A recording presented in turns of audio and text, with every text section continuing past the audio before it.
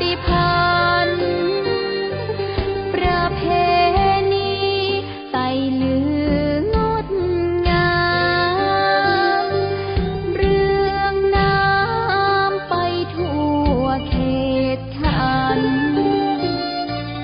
ความเป็นอยู่พี่น้องเฮานั้นความผูกพันสมานฉันท์สามัคคีวัฒนธรรมของบ้านถิ่นใต้น้อมนำทำตามวิถีฟ้อนรำตามแนวตีมีของดีตีเมืองใต้เฮาสืบสานอาหารพื้นบ้านของกินนั้นผสานผสมน้ำพริกน้ำปิ่งลามบอนคนนิยมโนโอต้มถั่วเน่าแผ่นรสชาติดีข้าวแคบจากภูมิปัญญาสืบทอดมาหลายร้อยปีของถิ่นลำเมืองเฮานี้คือของดีตีในชุมชนสาวงามแห่งบ้านใต้ลือ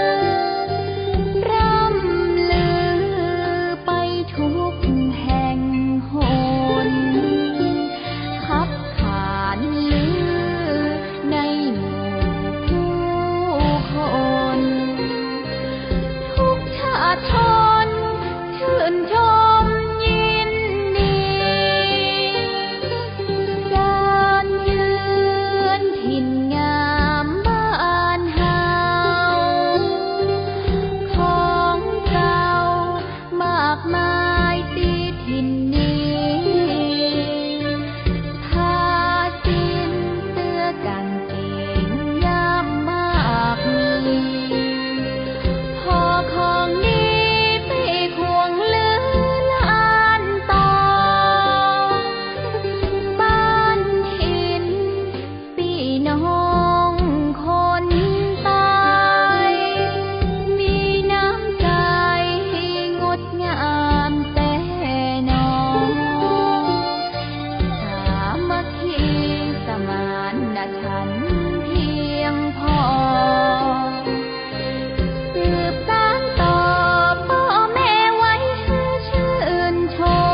มสืบสานอาหารพื้นบ้านของกินนั้นผสานผสมน้ำพริกน้ำปิ่ง